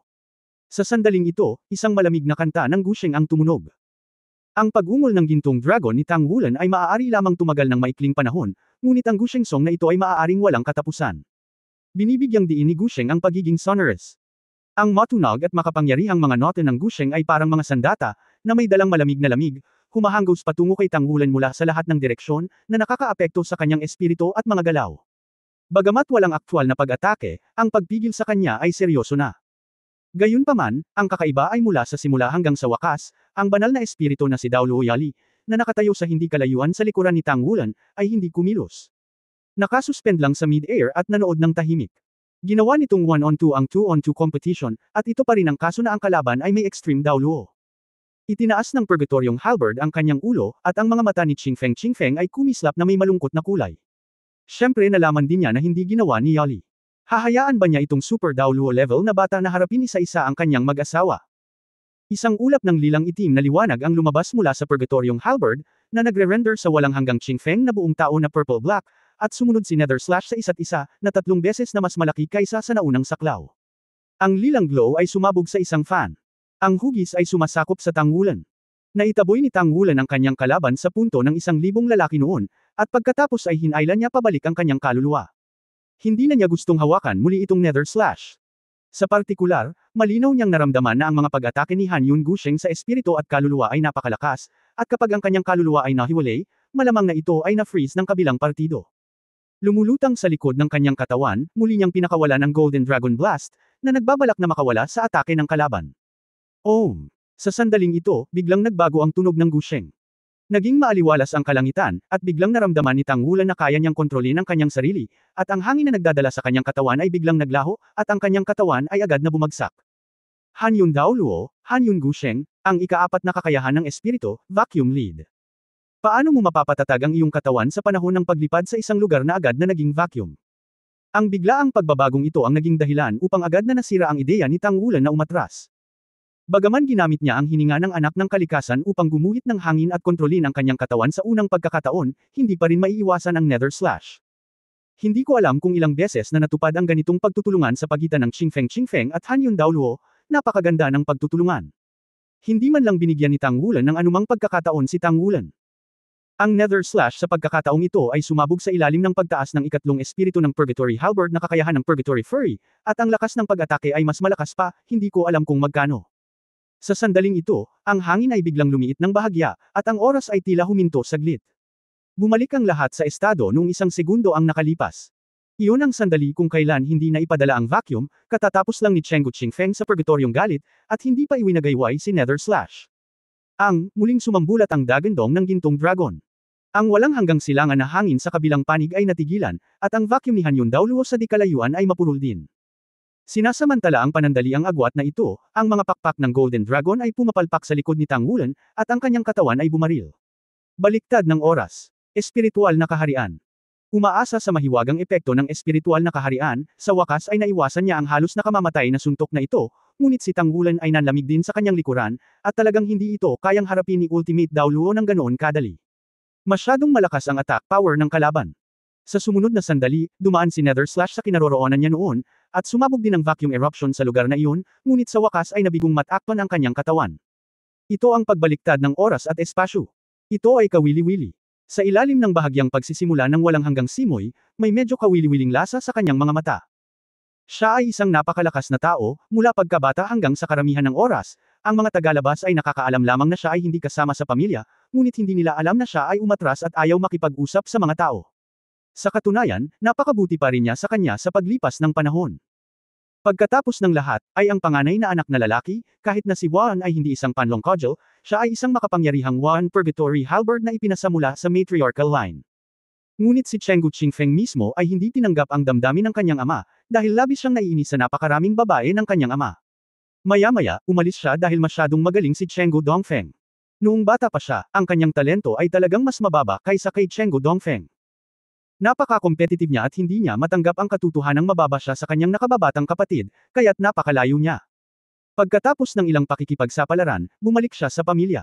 Hindi naman sa hindi niya pinahahalagahan ang katanyagan at kayamanan o katayuan sa pamilya. Sa kabaligtaran, ito ay napili dahil sa labis na diin. Hanggang sa kalaunan ay nakilala niya ang kanyang kasalukuyang asawa, si Han Yun Dao Luo Zia Zingleng, na medyo nagbago ang kanyang personalidad. Ang paglalagay ng higit na sigasig sa relasyon ay maaaring ituring na humiwalay sa pananabik ng kabataan. Dahil talaga sa lamig ni Zia Zing kaya niya kayang lumampas sa limitasyon mamaya at maabot ang limitasyon sa antas ng Dao Luo. Sa makatuwid, gaano man siya sa mga tagalabas, mahal na mahal niya ang kanyang asawa at hindi lumalayo. Matapos malagpasan ang limitasyon, naramdaman ni Cheng Guqingfeng ang kanyang sarili, ang kanyang ambisyon ay mas nabawasan kumpara sa dati, ngunit pagkatapos ng lahat, siya ay isang beses na isang napakapanagumpay na tao, na naging dahilan upang hindi niya malay na nakipag-ugnayan kay Tang Wulan sa kanyang isip sa sandaling iyon. Ikumpara. Nalaman niya na kahit anong mangyari, may malinaw na agwat sa pagitan niya at ng binatang ito. Noong siya ay kaedad niya, hindi pa niya naaabot ang threshold ng title Dao Luo, at hindi rin niya maalala kung may kontra o wala. Paano mapapala ang isang binata? Gaano ka man magtrabaho kinabukasan, imposibleng maabot ang antas na ito kung ikaw ay ganap na hindi sapat. Ang purgatoryong halberd ay dahan-daang itinaas at itinuro si Tang Wulan, magpatuloy. Ang mga mata ni Tang Wulan ay tumimik. Bagamat hindi na siya tulad ng dati, ang kalaban na kinakaharap niya ngayon ay mas malakas kaysa sa orihinal na Holy Dragon Dao Luo. Nakalaban na niya ang maraming extreme Dao Luo, halos wala. Ang bawat limit Dao Luo ay may sariling katangian, at bawat limit Dao Luo ay napakalakas. Sa ngayon, ang pinakamapang-api na puwersa para sa kanya ay ang orihinal na Pluto Dao Luo Halosa pa rin. Kapag kaharap si Halosa, pakiramdam niya ay ganap na hindi mapaglabanan. Siyempre, noong panahong iyon, hindi pa niya naabot ang titulong Dao Luo. Sa antas ng Luo, normal din ang pakiramdam na ito. Ngayon, isa na siyang powerhouse sa antas ng Super Dao Luo. Sa dugo ng Golden Dragon King at sa masikap na paglilinang sa panahong ito, nais din niyang suriin kung mayroon pa siyang anumang gaps kumpara sa Extreme Dao Luo. Hindi kumilos si Yali dahil ayaw niyang magkaroon ng mas maraming pagsubok si Tang Wulan, ngunit iminungkahi ni Tang Wulan na gusto niyang i-squeeze ang sarili niyang potensyal sa ilalim ng pressure ni Limit Dao Luo. Mula sa pagsasanay hanggang sa kasalukuyan, halos lahat ng malaking pagpapabuti ay pagkatapos ng pressure, kahit na ito ay ang Golden Dragon King Seal. Kung mas malakas ang epekto ng seal na dala nito, mas maraming feedback ang makukuha pagkatapos nito. Sa nakalipas na ilang buwan bago mag-enroll, si Tang Wulan ay nagsanay sa kanyang sarili habang nagsasanay, at ang kanyang cultivation base ay dumarami araw-araw. Kasabay nito, naayos na niya ang kanyang mga nakaraang tagumpay. Kahit na malinaw niyang nararamdaman na dapat siyang magkaroon ng bahagi. Isang husay na paglukso, ang pakiramdam na ito ay napakaganda na siya mismo ay labis na inaabangan ang kakayahang makipagkumpetensya sa tunay na malakas pagkatapos ng pambihirang tagumpay na ito. Ang Golden Dragon Spear ay dahan-dahan ding umangat, ang mga mata ni Tang Wulan ay solid, at siya ay lumabas sa kawalan, at dumiretso sa Purgatorio Dao Luo na walang hanggang simoy ng Qing. Bahagyang nag-vibrate ang mga pakpak sa likod niya, pinataas ang kanyang bilis sa sukdulan, tulad ng isang gintong meteor, at sa ilang sandali, nasa harap na siya ni Qingfeng. Malamig na ngumiti si Cheng Guqingfeng, muling nagwalas ang Purgatory Halberd, sinether slash pa rin, at napakaganda ng pagkakahawak sa distansya, hanggat nananatiling hindi nagbabago ang momentum ni Tang Wulan, tiyak na susugod siya sa hanay ng pag-atake ng kanyang Purgatoryong Halberd. Kung babaguhin niya ang opens iba, maaaring agad na samantalahin ni Qingfeng Chengo ang pagkakataon at maglunsad ng mas marahas na pag-atake. Hindi tumunog ang Hanyun Gusheng sa pagkakataong ito, malamig na pinitik ni Hanyun Dao Luoshang ang mga kwerdas ng Gusheng, at ang hindi nakikitang mga pagbabago ay tahimik na lumabas, na nagdala ng baluktot na liwanag at anino sa hangin. Ang liwanag at anino na ito ay dahil sa hangin. Distorted, imposibleng makilala ang direksyon, at may walang hanggang simoy ng hangin sa harap nito, kaya hindi ito makita ni Tang Wulan. Ngunit sa sandaling ito, ipinakita ni Tang Wulan ang napakahusay na kakayahan sa pagkontrol ng katawan. Mataas na pisikal na lakas, hindi lamang sa lakas at bilis, kundi pati na rin sa pagbabago ng bilis. Ang liwanag ay biglang na-distort ng kaunti, at ang daloy ng oras ay biglang bumilis, kaya't ang bilis ng Purgatoryong Halberd ay hindi rin nakikitang bumilis. Nang dumaan ang Purgatoryong Halberd, ang katawan ni Tang Wulan ay hindi nagmamadali dito. Nagulat si Cheng Guqingfeng, at hindi niya namamalaya na gumawa ng paalang na paggalaw ng pag-iwas, inilipat ang kanyang katawan ng paalang mula sa manipis na hangin, sa napakabilis na bilis. At nang isuko niya ang kanyang orihinal na posisyon, ang Hanyun Invisible Sword na inilabas ng Hanyun Gusheng sa likod ay dumating na. Sila ay kasal sa loob ng maraming taon at lubos na nagtutulungan. Ngunit sa sandaling ito, biglang huminto ang katawan ni Tang Wulan, mula sa matinding paggalaw hanggang sa matinding katahimikan. Ang pagpos na ito ay sobrang biglaan, na parabang nilabag nito ang mga batas ng pisika. Kaagad pagkatapos, ang kanyang itaas na katawan ay itinaas pabalik, at ang buong tao ay tulad ng isang malaking busog, ang kanyang kanang kamay ay humawak sa gintong sibat ng dragon at pinutol ito, itinaas ito sa likod ng kanyang ulo. Nagulat si Chenggu Qingfeng, at hindi niya namamalayan na iwinagayway ang purgatoryong halberd, mga pagsabog ng lila at itim na liwanag na pumutok sa kanyang katawan, sa kabuuan ay 18 grupo. Ang pang-apat na kakayahan ng espiritu ng purgatoryo Daoluo, ang dagandong ng purgatoryo. Nakakasakit at nagtatanggol. Sa susunod na sandali, ang gininto ang dragon na sibat ni Tang Wulan ay nakaalis pa rin, ngunit nang ikonsentrar niya ang kanyang buong katawan upang hawakan ang gintong sibat ng dragon, biglang nagbago ang ekspresyon ni Qingfeng. Dahil malinaw niyang naramdaman na ang orihinal na kandado sa kanyang katawan ay nawala, sa susunod na sandali, ang gintong sibat ng dragon ay naging isang gintong kidlat, at sumambulat mula sa kanya. Dalawa lang ang kalaban, at hindi siya ang target, kaya natural iisa lang ang sagot. Biglang, nagkaroon ng biglaang pagsabog, at ang oras upang makumplito ang oras ng backtracking field ay bumilis, at pagkatapos ay biglang huminto, lumipat at nakakandado, at inihagis ang gintong sibat ng dragon. Ang buong proseso ay makinis at dumadaloy, halos lahat ay ginagawa sa pagitan ng electric light at flint.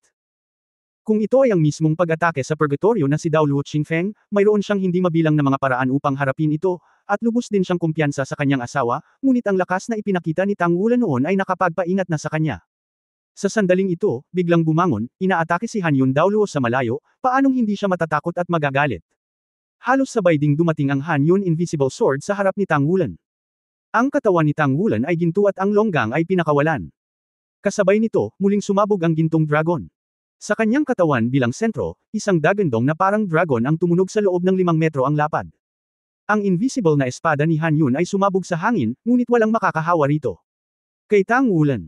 Sa sandaling binaril ni Tang Wulan ang gintong sibat ng dragon, naramdaman ito ni Hanyun Daoluo, at isang malakas na pangangilig ang lumitaw sa kanyang dibdib halos kaagad. Sa sandaling iyon, naramdaman na lamang niya na tila nagyelo ang kanyang dugo. Nang umiwas, huli na iyon. Masyadong mabilis ang bilis ng pagdating ng Golden Dragon Spear. Sa sibat, halos may pagsasanib ng espiritu at espiritu ni Tang Wulan. Ilagay ang lahat ng itlog sa isang basket. Ngunit si Hanyun Daoluo ay nakaranas ng hindi mabilang na malalaking eksena, at ang numero 1 Sonic Spirit Master ng Daoluo Continent ay hindi tinawag para sa wala. Kusang tumunog ang Hanyun Gusheng, at kasabay nito, mabilis na tinakto ng battle armor na may pattern ng yelo ang buong katawan. Bagamat isa lamang itong free character battle armor, ito ay napakaganda, at isang malinaw na tono ang tumunog.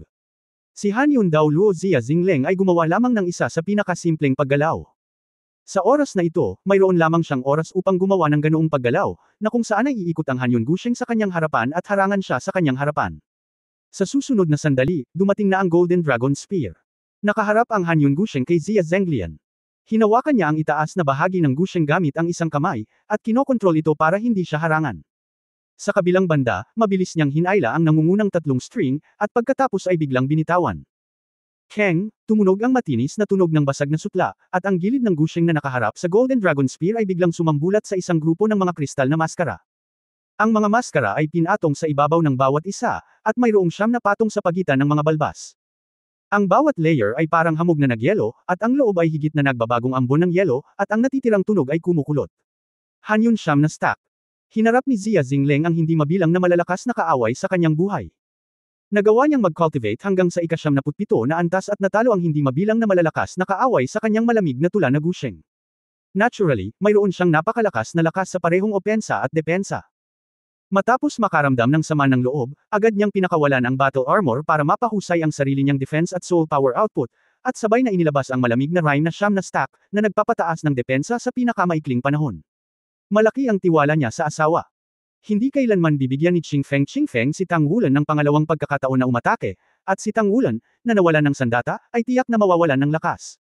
Dumating ang Golden Dragon Spear sa harap ni Hanyun Gusheng sa sitwasyong ito.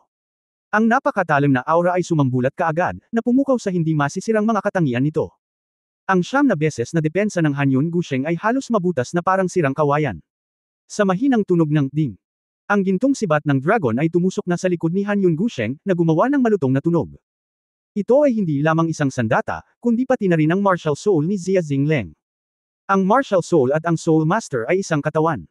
Malamig na sumangot si Zia Zing, at mabilis na umatras ang kanyang katawan sa malakas na impact. Kasabay nito, ang matalim na chi ay baliw ding kumalat sa kanyang katawan sa pamamagitan ng Gusheng. Napakalakas ng pag-atake. Nagulat si Zia Zing sa kanyang puso. Sa oras na ito, tiyak na mayroon siyang antas ng limitasyon na si Daoluo. Sa kabutihang palad, ang kanyang mapalad na pag-iisip ay lumitaw lamang. Biglang may nadiskubre siyang kakaibang eksena.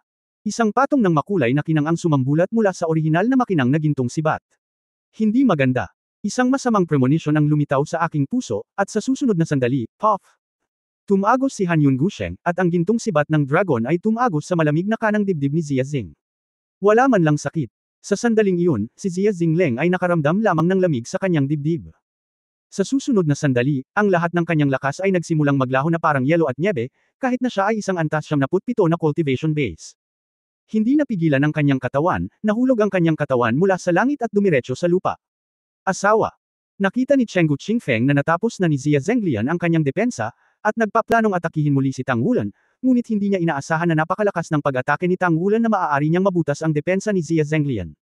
Habang ang tinaguriang mag-asawa ay nagsasama sa puso, nang mabutas ang malamig na dibdib ni Zia Zing, naramdaman na lamang niya na tinusok din ang kanyang dibdib. Ang Purgatory Roar Light Group sa kanyang katawan ay baliw na binomba si Tang Wulan, habang siya mismo ay tumalikod, halos agad na naabutan ang katawan ni Zia Zingleng, at ibinaba siya. Simula ng malamig, ang malamig na mukha ni Zia Zing ay mapatla na at hindi kalahating duguan. Ang hininga ng buhay ay bumababa sa isang nakababahala na bilis. Hindi, kakaiba ang baril na ito. Bilang extreme Daoluo, si Qingfeng ay likas na may kaalaman. Hindi niya namamalayan na hinawakan ang Golden Dragon Spear, ngunit agad niyang naramdaman na ang kanyang sigla ay agad na hinihigop ng Golden Dragon Spear. Ngunit pagkatapos ng lahat, siya ay handa, ang kanyang pulso, at ang kanyang kapangyarihan sa kaluluwa ay nanginginig. Pilit niyang inalog ang Golden Dragon Spear at nilamon siya, at dali-daling idiniin ang palad niya sa dibdib ni Zia Zenglian, nag-inject ng soul power sa katawan nito, pilit na hinaharangan ang Golden Dragon. Nilamon ng baril ang kanyang sigla. Maya-maya lang, isang mahinang boses ang tumunog, "Bayon mo ako." Magagalit na sana si Chenggu Qingfeng, ngunit nang tumangala siya at nakita ang taong paparating, sa wakas ay nanlambot ang kanyang mga mata, ngunit habang lumalambot, medyo ayaw niya. "Tinatanggap namin ang pagkatalo at problema mo para pagalingin ang asawa ko." Ang banal na espiritong si Daoluo Yali ang lumapit sa kanya. Matalim ang tingin ni Yali sa kanya. Kung ikukumpara sa hindi pagkagusto kay Chenggu Dongfeng, mas maganda ang impresyon niya kay Chenggu Qingfeng, kahit papaano ito ay isang lalaking mahal na mahal ang kanyang asawa. Nang makita siya, hindi niya namamalayan na tinawagan si Yunming. "Wulan." Tumawag si Yali sa direksyon ni Tang Wulan. Ang gininto ang liwanag ay kumislap, at ang gintong sibat ng dragon sa dibdib ni Zia Zingleng ay nawala sa manipis na hangin, at ang paglunok ng kanyang sigla ay natural na nawala. Idiniin ni Yali ang kanyang kanang kamay sa dibdib ni Zia Zing, isang malambot na gatas na puting halo ang bumuhos sa kanya, at ang makapal na sigla ay nagpalusog sa malamig na katawan ni Zia Zing, sa wakas ay nagpapatatag sa kanyang lumilipas na sigla. Habang pinapagaling ang sipon ni Zia Zing, dahan-daang damapo sa lupa ang lahat. Itinaas ni Chenggu Qingfeng ang kanyang ulo upang tingnan si Tang Wulan na naalala ang gintong sibat ng dragon sa dikalayuan, ang kanyang mga mata ay halos huminga ng apoy. Kung hindi dahil sa pagtrato ni Yali kay Zia Zenglian sa mga oras na ito, desperadong sumugod siya kay Tang Wulan. Bumagsak si Tang Wulan sa lupa nang walang ekspresyon. Sa mata ng mga magulang at estudyante sa dikalayuan, maladyos na figure ito. Ngayon lang, nag-shoot si Tang Wulan ng isang marahas na shot, at agad na binaril ang eksena ni Han Yun Daoluo, na talagang ikinagulat ng mga manunood. Walang nag-akala na sa ganitong paraan magtatapos ang dalawa sa dalawang ito. Ang pinakamalaking problema kay Chenggu Qingfeng ay hindi siya dapat magbigay daan, at hindi dapat bigyan ng pagkakataon si Tang Wulan na mahinahong kumilos. Pagkatapos ng lahat, minamaliit niya ang lakas ng pagsabog ni Tang Wulan. At sa itaas ng Golden Dragon Spear, hindi lang ang pagkaunawa ni Tang Wulan sa Spear Intent at Spear Spirit, kundi pati na rin ang kapangyarihan ng pagsasanib ng mga elemento ng langit at tao. Pagkatapos ng mahabang panahon ni Tian Duan, naging malalim ang kanyang pag-unawa sa Tribulation of the Elements at wala siyang masyadong alam. Ang pang-unawa sa batas ng eroplano ay itinaas sa isang buong bagong antas. Kahit na ito ay isang powerhouse sa antas ng limit Daoluo, walang maraming tao ang maaaring ihambing sa kanya sa mga tuntunin ng pag-unawa sa batas ng mga elemento. Ang putok ngayon ay sinadya upang talunin ang kalaban. Dahil sa simula pa lang, alam na ni Tang Wulan na hindi madali para sa kanya na talunin ang walang hanggang simoy ng hangin, ngunit hindi dapat maging kalaban niya si Han Yun Daoluo. Sa antas ng Super Daoluo, si Tang Wulan ay may lubos na tiwala sa sarili. Ang suntok naman ngayon, todo-todo talaga siya, sabi nga, kailangan niyang iligtas ang kalaban. Nang itapon ang putok na iyon, ito talaga ang pinakamahina niyang sandali. Sa oras na iyon, kung aatakihin siya ni Qingfeng ng buong lakas, tiyak na mapipigilan niya ito. Sa kanyang paghatol sa kalikasan ng tao, naniwala si Tang Wulan na sasalakayin niya si Zia Zing. Tiyak na ililihis ng lamig ang atensyon ni Chenggu Qingfeng, at least pagkatapos niyang masigurado na okay na ang kanyang asawa, sasalakayin niya ito, at sa pagkakataong ito ay sapat na para makahinga si Tang Wulan. 2 laban sa 2, sa ikalawang laro, nanalo ang Shrek Academy. Muling nagkalapit ang score sa pagitan ng dalawang panig, 6-5. Okay, sinaktan niya ang kanyang sigla, bumalik at magpahinga ng mabuti, kumuha ng ilang gamot na pampalakas na nagpapasigla sa sigla, at magpahinga sandali at maging maayos. Itinaas ni Yali ang kanyang kamay at sinabi kay Chenggu Qingfeng sa tabi niya. Ang hininga ni Chenggu Qingfeng ay medyo hindi pantay, ngunit pagkatapos ng lahat, medyo nahihirapan siyang nagsabi, "Salamat." Umiling si Yali, tumalikod at bumalik sa Shrek Academy. Sa labanang ito, walang duda na nakatanggap si Shrek ng mas maraming suporta sa opinyon ng publiko. Ang Tangulan ay katumbas ng isang kaaway at dalawa. Bagamat inaatake niya si Han Yun Daoluo, sa katunayan, si Han Yun Daoluo ay palaging inaatake siyang lahat. Masasabing katatapos lang ng labanan bago ganap na naibigay ng magkabilang panig ang kanilang lakas, ngunit ang resultang ito ay lubos ding nagpatunay sa pag-unawa ni Tangulan sa buong larangan ng digmaan at sa kanyang pagkakahawak sa pagkakataon. Pagkatapos lamang ng shot na ito ay tunay na napagtanto ng mga tao kung gaano kakilakilabot ang paputok na pag-atake ng Dragon Emperor Daoluo na ito. Lalo na ang paghagis ng Golden Dragon Spear ay sadyang walang talo. Bakit hindi napigilan ni Han Yun Daoluo ang Golden Dragon Spear mula sa paglamon ng sigla matapos mabutas sa kanyang katawan? Nasira ang kanyang martial spirit, nataman siya ng malakas, at nabutas ang kanyang katawan, paano pa siya magkakaroon ng oras para lumaban? Ang Tangulan ay katumbas ng pagkumpleto ng labanan sa isang kaaway at dalawa. Ang tanging tungkulin ng Holy Spirit Daoluo ay pagalingin si Han Yun Daoluo pagkatapos ng laban, na nagpapakita ng kagandahang loob ng Shrek Academy. Dumating na rin si Chenggu Dongfeng sa kanyang kapatid sa oras na ito, ngunit halatang walang pakialam si Chenggu Qingfeng sa kanya sa oras na ito, ngunit nag-aalala lamang tungkol sa pagsusuri sa katawan ng kanyang asawa. Palihim na bamantong hininga si Chenggu Dongfeng sa kanyang puso, sa pagkakataong ito ay natalo siya ng hindi makatarungan. Ang pangunahing bagay tungkol sa nakatatandang kapatid ay ang minamaliit niya ang kalaban, kaya minamaliit pa rin niya ang bata. Upang tretuhin ang batang ito, hindi na siya maaaring ituring na isang binata, dapat siyang ituring bilang isang kalaban ng parehong antas, at dapat siyang bigyan ng sapat na atensyon. Nang lumitaw ang kaisipang ito sa kanyang isipan, maging siya mismo ay nabigla. Kailan na ba tretuhin si Tangulan na parang limit Daoluo? Sa puntong ito ng kompetisyon sa pagitan ng dalawang panig, medyo naiinip na si Chenggu Dongfeng. Noong una niyang iminungkahi ang kasunduan sa pagsusugal na ito, orihinal niyang naisip na may pagkakataon siyang manalo. Simula pa lang ng kompetisyon, ganito na ang iniisip niya, kahit anong tingin niya, parang walang pagkakataon ang kalaban. Pero hindi ko alam kung bakit, laging kapag sa tingin niya ay siya ang may absolute upper hand, ang kalaban ay makakahanap ng ibang paraan at bawiin ang score. Sa oras na ito, maaari pa niyang mapanatili ang isang pagkapatas. Guro ng Chenggu Pagoda. Nakangiting sabi ni Tangulan kay Chenggu Dongfeng. Sinabi ni Chenggu Dongfeng, ano ang sinasabi ng Tang Master? Sinabi ni Tangulan, ngayon ang score ay 6-5. Bagamat ikaw ang may mataas na kamay, ang susunod na 2-on-2 ay talagang hindi mahalaga. Ngayon ay isang mahalagang araw para sa ating mga freshmen sa Shrek Academy para mag-sign up para sa assessment. Huwag tayong mag-aksaya ng oras. Hindi ito kasing ganda ng 7-on-7, at isang laro ang magdedetermina ng resulta. Tiningnan ni Chenggu Dongfeng si Tangulan. Sa hitsura, paanong ang batang ito ay tila kumpiyansa, ngunit bakit siya kumpiyansa? Ito ay walang kahulugan. Nambobola ba siya? Ngunit 7-7 ay isang tunay na kompetisyon. Tungkol naman sa huling 2-on-2, wala talagang sense. Imposibleng mapahina sila sa huling 2-on-2. Kusa na lang silang sumuko. Ang 7-7 ay kasing dami ng 7-7 na mukhang ngayon. Medyo hindi makatwiran. Kung 3 puntos o 4 na puntos lang, mas makakabuti sa sarili. Sa simula pa lang ay nagkaroon na ako ng lubos na katiyakan na hindi ako masyadong nag-iisip. Habang nag-iisip, tumango si Chenggu Dongfeng at sinabing, kung ganito ang kaso, tayo ang magpapasya kung mananalo o matalo sa isang laban. Sinabi ni Tangulan, kung gayon, magpahinga tayo ng 5 minuto, paano ang pagsisimula sa loob ng 5 minuto?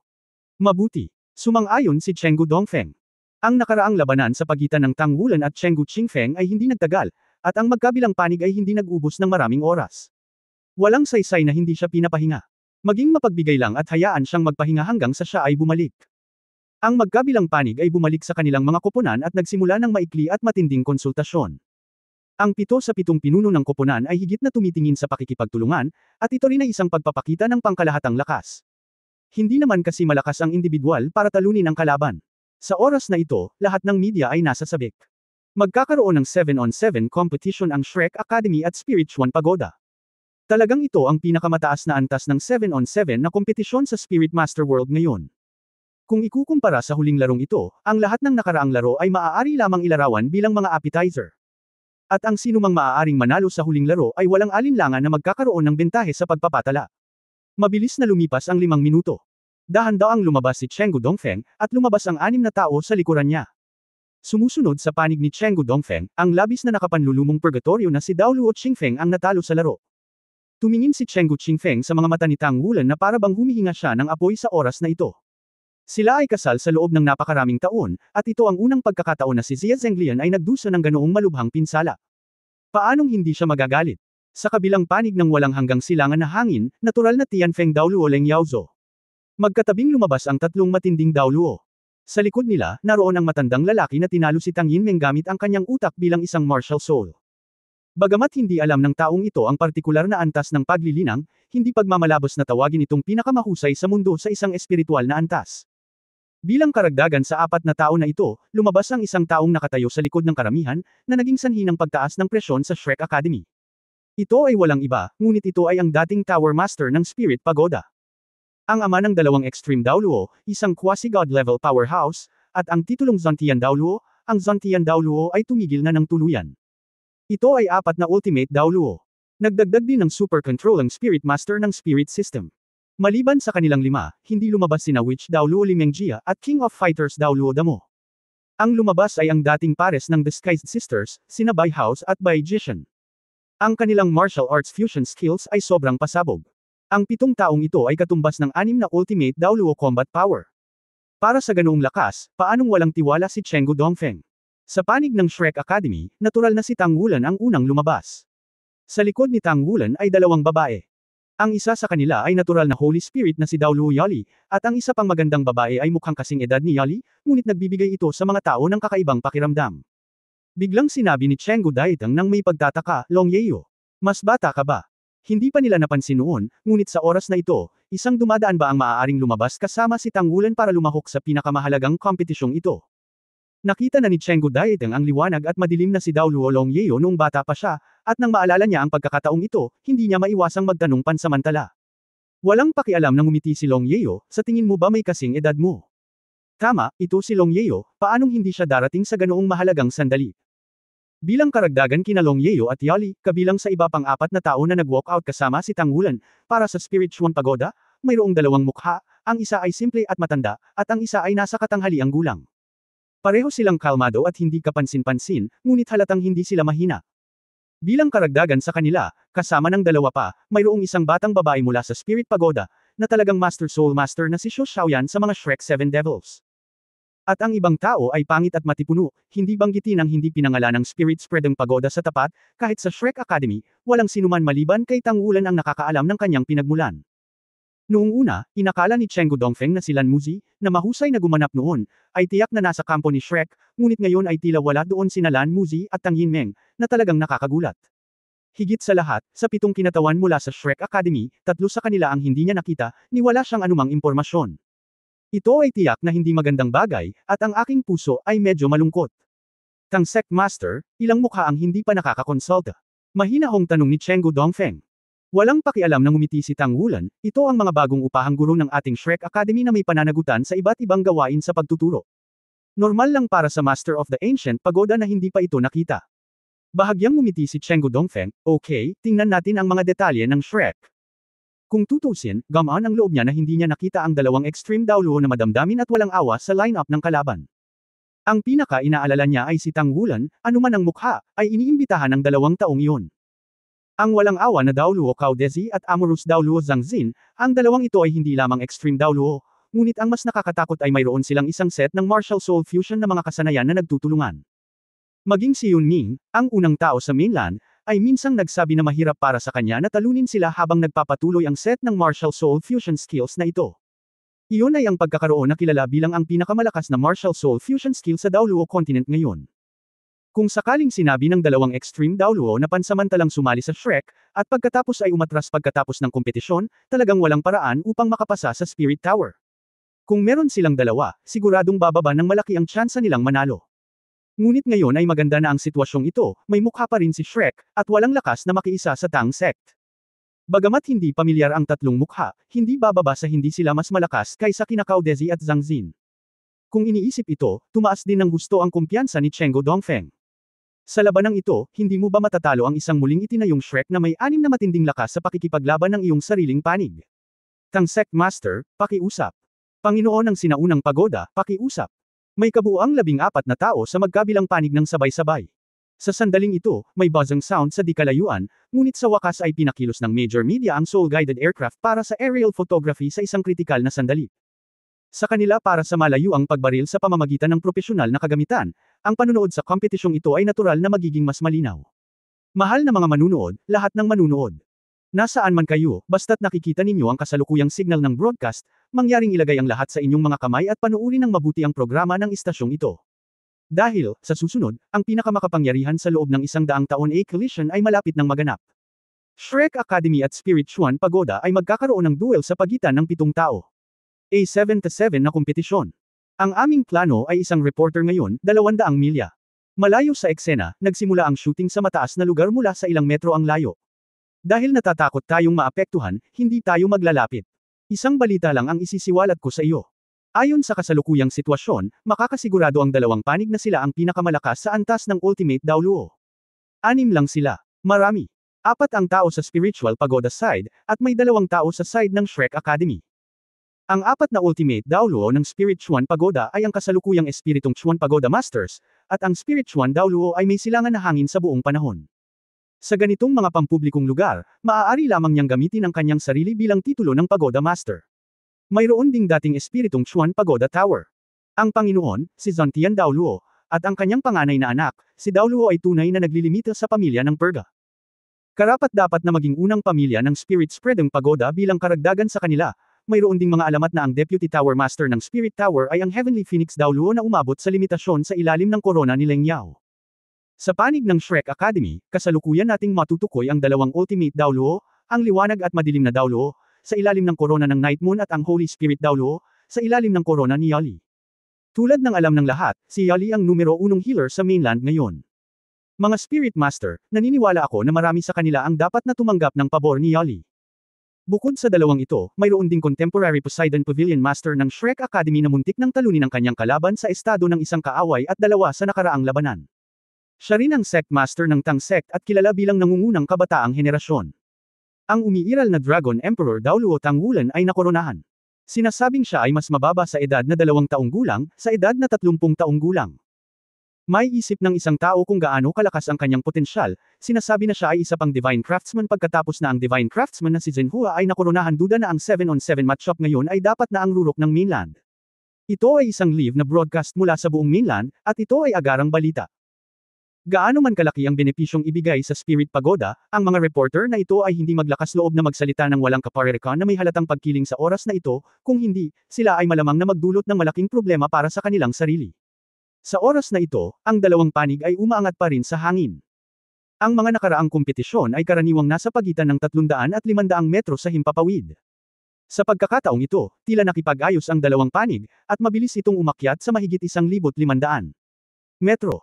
Sa ganitong uri ng mataas na altitude, walang tidal Daoluo level cultivation base, at walang paraan upang mapanatili ang flight ng mahabang panahon. Maraming air combat commentators ang nagsabi na kung ang altitude ay lumampas sa 1,000 metro, hindi na ito kabilang sa mundo ng Soul Master, at iyon ang espasyo kung saan nangingibabaw ang Mecha Master at ang Soul Guide Warfare Mechanism. Ngunit sa sandaling ito, magkasamang ipinakita sa lahat ng Shrek Academy at Spirit Chuan Pagoda ang mga nakakatawang komento. Gatlang M. For more videos, please like, share and subscribe.